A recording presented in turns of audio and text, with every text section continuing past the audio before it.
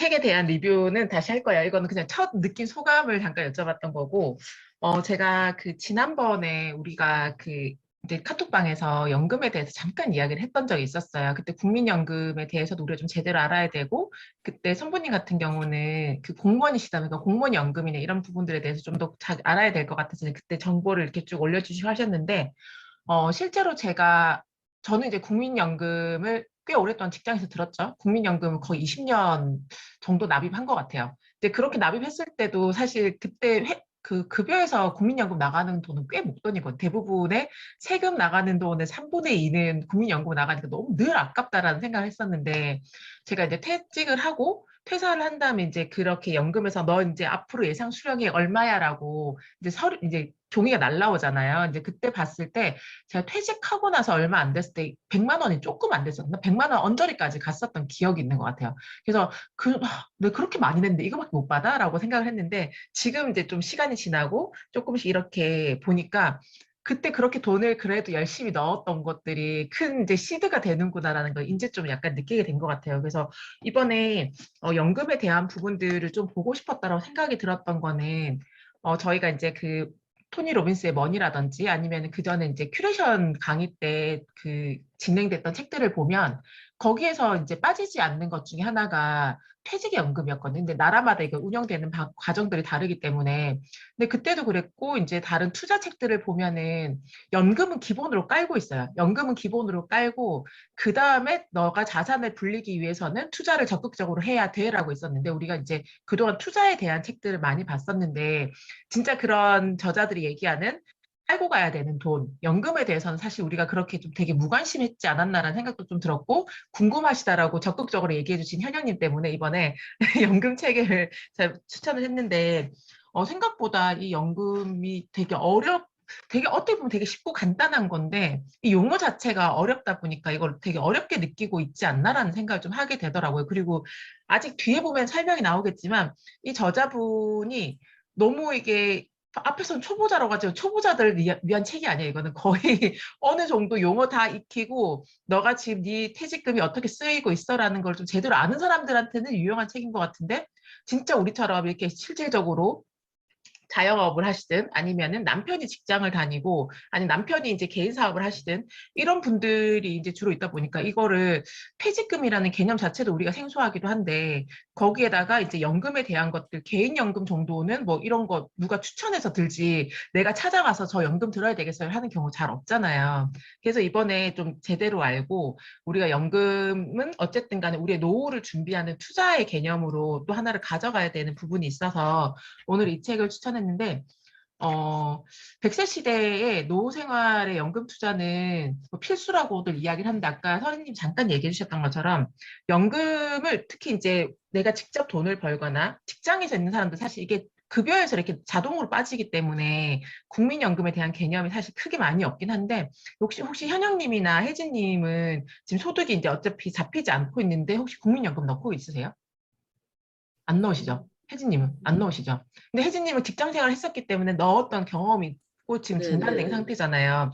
근데 이게 지금 저도 예전 직장 다닐 때 국민연금 망한다는 얘기 진짜 많이 들었거든요. 10년 전부터도 들었었고 제 20대도 국민연금 망한다 해서 예전에 그 국민연금이 일시급 수령이 가능했던 적이 있었어요. 잠깐. 초반에는. 근데 지금은 아예 이제 그게 바뀌어가지고 안 됐는데, 제 기억에 예전에 선배들이 퇴사를 하면 그때 퇴직금이랑 국민연금 두 개를 다 받아서 목돈을 가지고 퇴사를 했던 그런 걸 본 적이 있었거든요.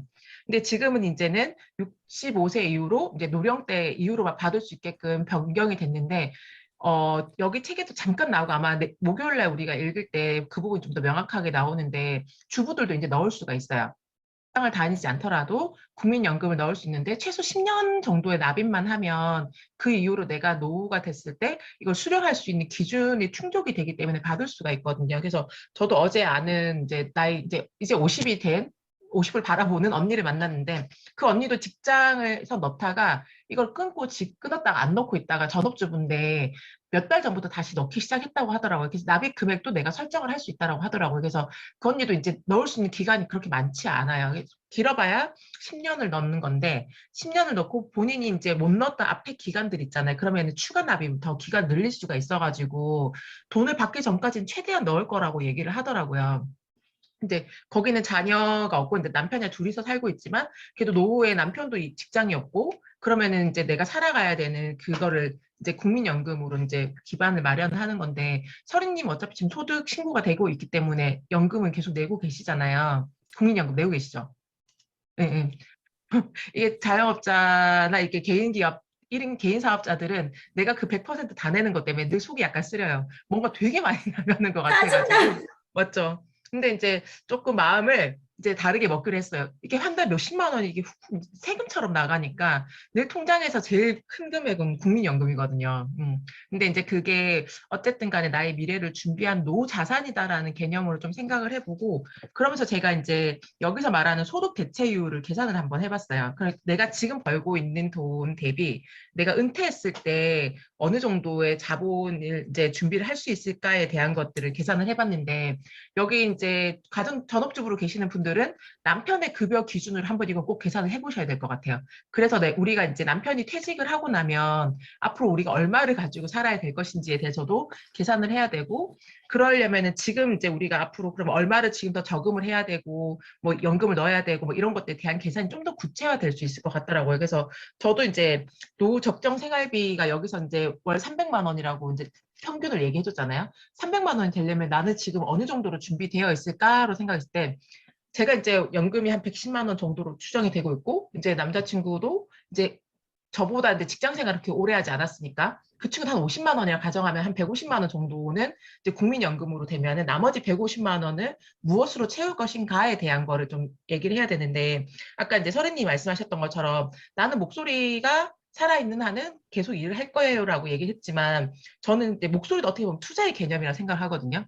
여기서 300만 원이라는 거는 흔들리지 않는 돈인 것 같아요. 내가 이제 예를 들면 그때 뭐 투자 뭐 부동산에서 내가 월세를 받고 사는데 갑자기 월세를 못 받는 상황이 됐다. 아니면은 주식 이런 것들을 투자를 하다가 주식이 완전 지금처럼 폭락했다. 그랬을 때 갑자기 우리가 생활비가 쪼들리게 되거나 이런 상황을 만드는 게 아니라 어떠한 그런 굴곡 없이 최소로 우리가 유지할 수 있는 돈이 얼마인가를 생각했었을 때 그래서 내 삶이 흔들리지 않는 돈이 300만 원이 꾸준하게 들어올 수 있는 그런 포트폴리오를 만들어야 되겠구나라는 생각을 좀 하게 됐던 것 같아요. 근데 우리는 이제 나중에 뭐 내가 주식 해가지고 매년 배당금 얼마 받을 거고 뭘 할 거고 이렇게 미래에 대해서 생각을 할 수도 있겠지만 연금은 흔들리지 않는 돈이잖아요. 내가 진짜 너무 아파서 한 달 동안 일을 한 번도 못 해도 내가 받을 수 있는 기본적인 생활이 되는 금액이 안정적으로 되어야 되는 거. 그게 바로 저는 연금의 힘이라고 생각을 해요. 그래서 저도 이제 대략적으로 계산해 보니까 한 150만 정도는 국민연금이 있는데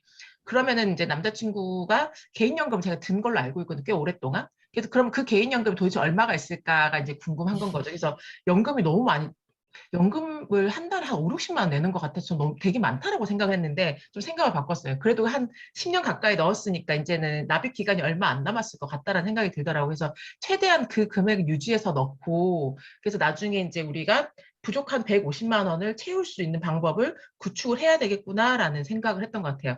근데 이게 생각해 보면은 지금 기준으로 300만 원인데 우리의 60과 70의 300만 원과 지금의 300만 원은 또 기준이 다르게 되잖아요. 그래서 그런 거에 대한 것들도 감안을 해서 우리가 좀 더 이제 연금에 대한 것들을 좀 관심을 더 많이 가져야 되지 않을까라는 좀 생각을 하게 된 것 같아요. 그래서 우리가 투자 소득으로 벌 수 있는 돈은 불규칙하기 때문에 안정적인 소득이 될 수 있는 연금을 좀 탄탄하게 만들자라는 게 이 책에서 처음에 얘기하는 부분이지 않았을까라는 생각이 들어요. 그래서 여기에서도 이제 오늘 새롭게 좀 알게 된 게 주택연금에 대한 부분이 있다라는 건 알게 됐는데 이게 어떤 건가라는 거를 생각을 해보니까 주택을 담보로 해서 우리가 연금을 받게 되는 건데 생각보다 괜찮은 것 같더라고요. 그래서 자녀에게 뭐 집을 한다라는 개념보다는 오히려 이게 자녀에게 기대지 않고 내가 이제 우리의 노후를 준비한다라는 개념에서 주택연금 같은 경우도 좀 좋은 방법이지 않을까라는 생각이 들고 얼마 전에 뉴스 보니까 요즘에 가입자가 많이 늘고 있다라는 얘기를 본 것 같아요.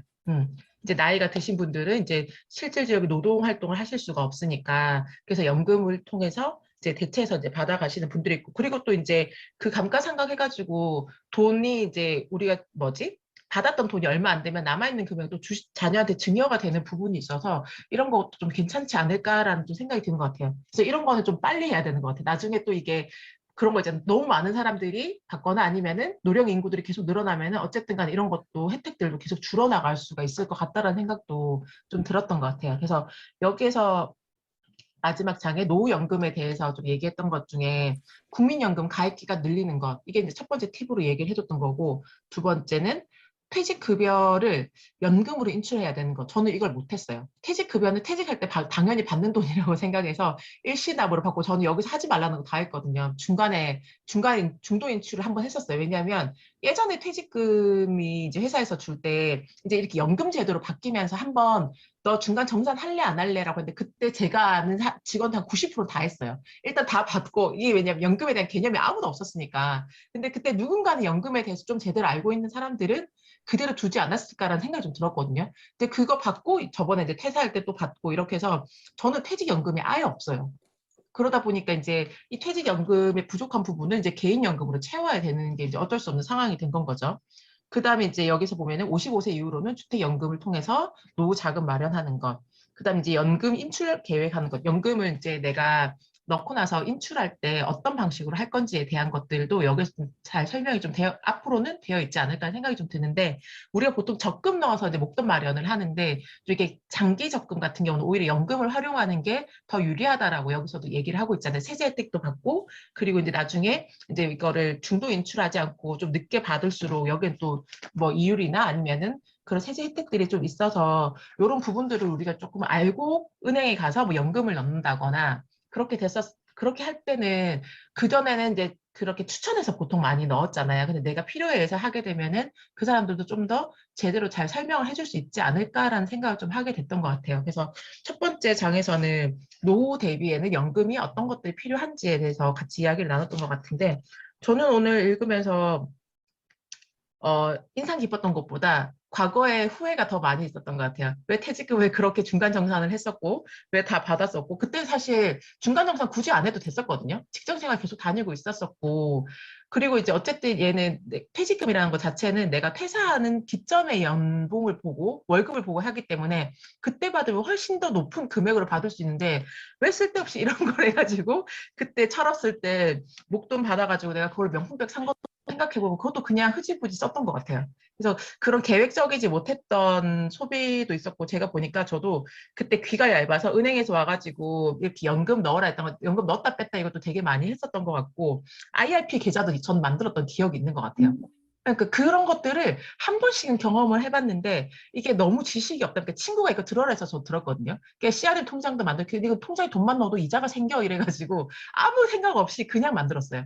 그때 만들었던 은행도 기억 동양증권 걸 만들었었거든요. 그러니까 이런 것들을 경험은 했으나 너무 전반적인 지식이 없는 상태에서 하다 보니까 진짜 말 그대로 제대로 수익이라는 것 자체를 내본 적도 없고 그냥 이제 이름 명의만 한 번씩 다 써본 건 거죠. 그래서 이번에 요거를 좀 읽고 나면은 그런 부분들에 대한 것들을 좀 관심 있게 봐야 되지 않을까라는 생각하고, 저는 여기 IRP 계좌에 대한 것들을 조금 아까도 관심 있어 좀 보긴 했었는데 생각보다 이 IRP 계좌를 좀 잘 활용을 해도 좋지 않을까라는 생각을 해봤는데, 이 부분은 아마 뒤에 좀 더 자세히 나올 것 같아서 그때 같이 이야기를 다시 나누도록 하겠습니다.